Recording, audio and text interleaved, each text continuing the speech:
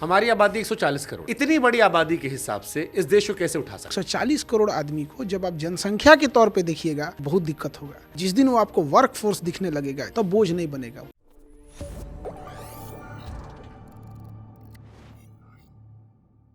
हमारी आबादी 140 करोड़ है। जैसे दुनिया के वो देश जो फ्री एजुकेशन देते हैं या फ्री हेल्थ की बात करते हैं, उनकी आबादी बहुत कम है। जहां पर कैपिटा व्यक्ति पर खर्चा ज्यादा होता है, बहुत सारी चीजें आती हैं। वहां पर लोग बहुत कम है।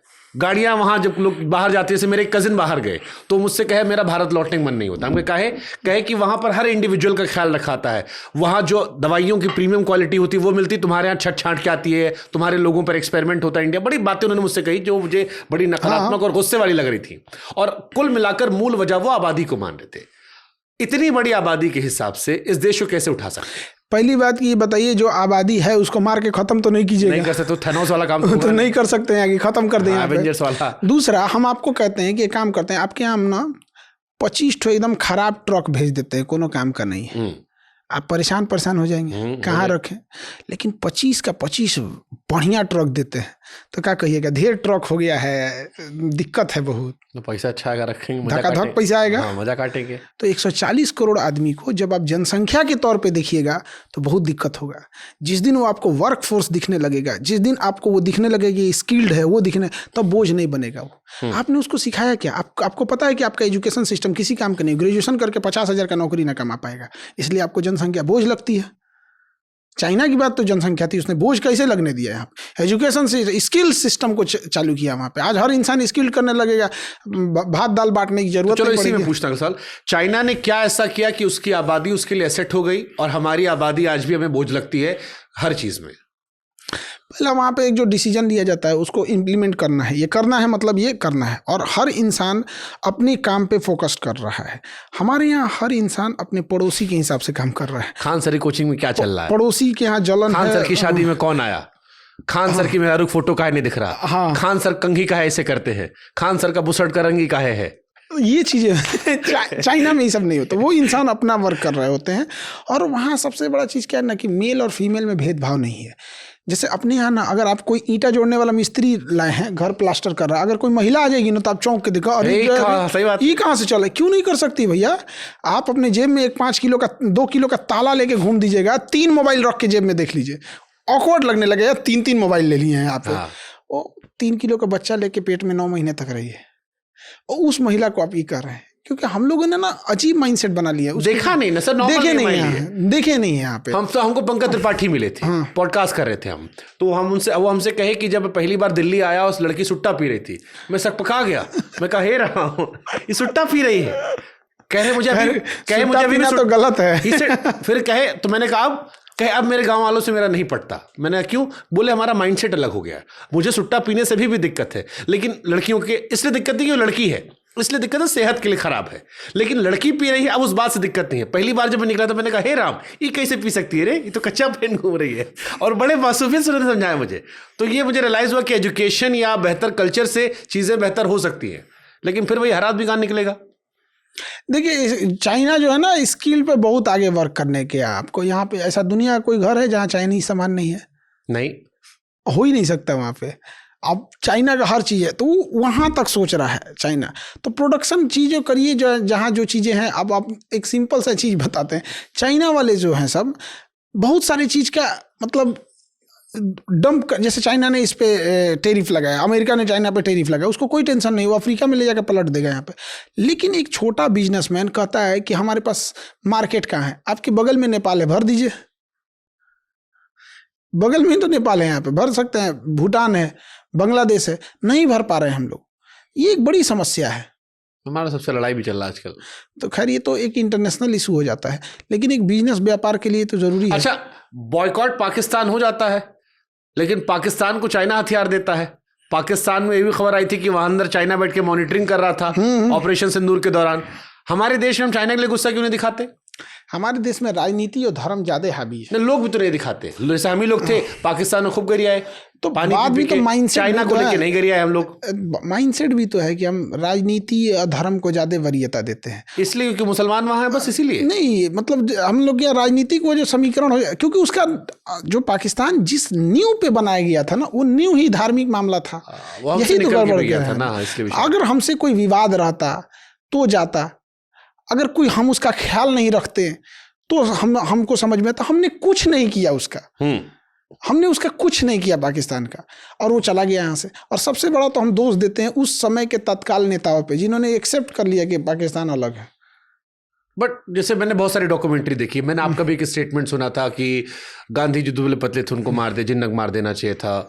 बहुत सारे उस पर बवाल भी काफ़ी मचा, खूब कांड हुआ ट्विटर पे, सब नेता नेताड़ी अपना राय दिए। लेकिन सर उस दौर में जब मैं बहुत सारी डॉक्यूमेंट्री देखता हूँ तो दिखता हूँ कि जैसे जवाहरलाल नेहरू का था कि उन्हें नहीं अलग करना था, लेकिन परिस्थितियां ऐसी बन गई कि लोग मरने लगे, और जिन्ना साहब जो है वो मरवाए ही जा रहे थे, जानबूझ के बवाल काटे जा रहे थे। बंगाल में आग लगवा दिए, पंजाब में आग लगवा दिए, कि हज़ारों लोग मरने लगे। तो ये हुआ कि मरते मरते मरते अब क्या तो लोगों को मरते देखो, या इस फसाद को परमानेंट खत्म करो, जो उन्होंने दिखाने की कोशिश की है, जितना मैंने पढ़ा लिखा समझा। तो क्या वो रोका जा सकता था पार्टीशन? जिन्ना अगर नहीं रहता तो कौन पार्टीशन कर सकता था, ये बताइए। लियाकत अली नहीं, उनकी शायद उतनी हैसियत ही नहीं थी। जब देश पाकिस्तान बन गया ना, तो मुस्लिम लीग ने कहा था कि हमने पाकिस्तान बना लिया, तो जिन्ना ने भरे मन से डांटा था, कहा था कि पाकिस्तान का निर्माण मुस्लिम लीग के बस के बाहर की थी, वो मैं था जिसने पाकिस्तान का निर्माण किया था। एक जिन्ना मार दिए रहते, काम खत्म हो गया रहता। बट जैसे यही बात आपने कहा, एक जिन्ना मार दिए होते। अभी बहुत सारे लोग कहते हैं कि जैसे पश्चिम बंगाल है, पश्चिम बंगाल में बहुत सारे इलाके हैं जहाँ पर बिल्कुल एक अलग तरीके की बात होने लगी। हिंदुस्तान में बहुत सारे लोग पाकिस्तान का प्रेम करने लगे हैं और कई बार झंडा उठा लेते हैं, नारा लगा देते हैं। तो इन सबको बढ़िया से थुराई नहीं होता है, बढ़िया से थूर दें लोग, सब शांत हो जाएंगे यहाँ पे। अब जैसे हमारे पास कश्मीर है, अब जाके थोड़ा कम हुआ है, वरना कश्मीर में भी बिल्कुल यही हाल था एक टाइम पे। अब तो इस बार का मैं गया, घूमा टहला, बहुत अलग लगा, मुझे महसूस हो रहा था। बट 15-20 साल पहले जो किस्सा हम सुनते थे, उनका भी अलग कहानी था। ये तो हमारे पास था, शुरू से ना डिस्प्यूटेड रह गया यहाँ पे, जनरल बूचर की वजह से। अगेन वहाँ पे उसने कबायली उसको घुसा दिया। हरी सिंह को तो आप कोई दोषी नहीं देता है, अब किसी से कहिए तो कश्मीर इशू में उठा देते हैं। मेन हरी सिंह तो आग लगा के चल गए, कोई पूछता है? उनको अपना धुन था कि हम स्विट्जरलैंड ऑफ एशिया बनेंगे, कबाड़ बन गए भाई। हरी सिंह ने क्या आग लगा के रख दिया था? जब सब कुछ खो दिए तो आए आप हमारे पास। हम तो उनका देख रहे थे, उनका पूरा सिक्का उक्का देख रहे थे, कहीं इंटरनेट आया था सोशल मीडिया पे, तो उनके सिक्के में तो पूरा तिब्बत सब उनके पास था। और पहले कश्मीर, जम्मू कश्मीर, तिब्बत का भी बहुत इलाका सब उनके पास था। उनको वही धुन, दुनिया पलट रही थी तो अपने हाथे से बाहर निकल के नहीं देखे थे। जब निकले तो पता चला हमारे 4 गो रिश्तेदारों को पाकिस्तानी उठा ले गए सब। तब आके हरी सिंह भागे भागे आके साइन किए थे। ये पहले साइन कर दिए रहते, कश्मीर का इशू नहीं हुआ रहता। कश्मीर के इशू को कैसे देखते हो? अभी जो टैकल किया गया 370 हटाया, आपका क्या आकलन है? बेहतर हुआ? 370 हटाना बहुत अच्छा था, इसमें कोई दो राय नहीं। उसको साथ में 2 अलग अलग स्टेट कर दिया गया, ये भी बहुत अच्छा है। यूनियन टेरिटरी बना दिया गया, ये भी बहुत अच्छा है। इसमें कोई दो राय नहीं है, ये बहुत बेहतर डिसीजन है। कई, अब मैं इस पे एक और क्वेश्चन पूछ लेता हूँ। कई लोग कहते हैं कि जम्मू को भी कश्मीर से अलग कर देना चाहिए, क्योंकि जम्मू वाले जो है वो पिसते रहते हैं, सीटों की संख्या कम होती है, बवाल सारा कश्मीर में होता है। आपका क्या टेक है इस पे? जम्मू कश्मीर एक साथ रहना चाहिए? क्योंकि जम्मू कश्मीर में जितना मैंने देखा है, दोनों में बहुत सौहार्द भी नहीं है, बहुत कम है। इधर वाले उधर को घरी आते हैं, उधर वाले इधर घरी आते हैं, बहुत छोटा हो जाता है फिर। क्योंकि अगर फिर जम्मू बनाते तो इतना एकदम छोटा एडमिनिस्ट्रेशन हो जाएगा। अब ये तो सेंट्रल गवर्नमेंट अपना सर्वे करा ले, क्योंकि ये तो चीजें बैठ के 2 मिनट की चीजें नहीं है। आपका बिहार बड़ा, हम बड़े वाले बिहार पे आते हैं। बिहार को जब कोई बीमारू राज्य कहता है तो खान सर को गुस्सा आता है? नहीं, देखिए अब गुस्सा की बात क्या है कि आप चीज कैसे कीजिएगा। हम लोग के यहाँ पे हर चीज़ के लिए बाहर जाना है, बढ़िया इलाज करना है तो भी बाहर जाना है, बढ़िया पढ़ाई करना है तो भी जाना है, बिजनेस करना है तो भी बाहर जाना है। तो वहाँ पे क्या कर सकते? ये इस वजह से अब सुनते सुनते आदत हो गया है। तो क्यों ऐसा है? आप लोग के पास तो तक्षशिला था, नालंदा था, सब था। कब था?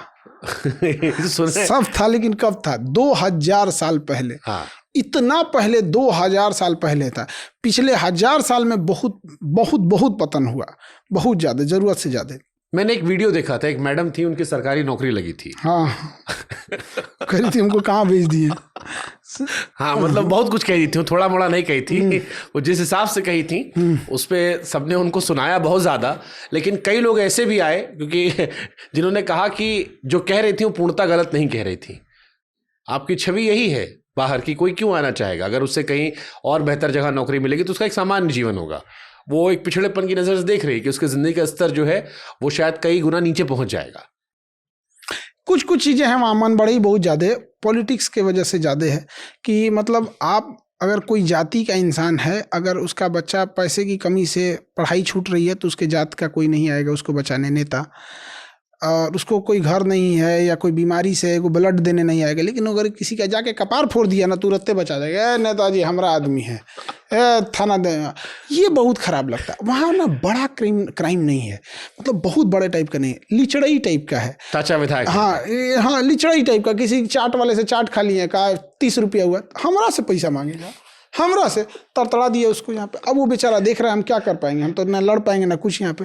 तो वहाँ पर जो क्राइम कंट्रोल करने के लिए योगी आदित्यनाथ टाइप का इनकाउंटर की जरूरत नहीं है।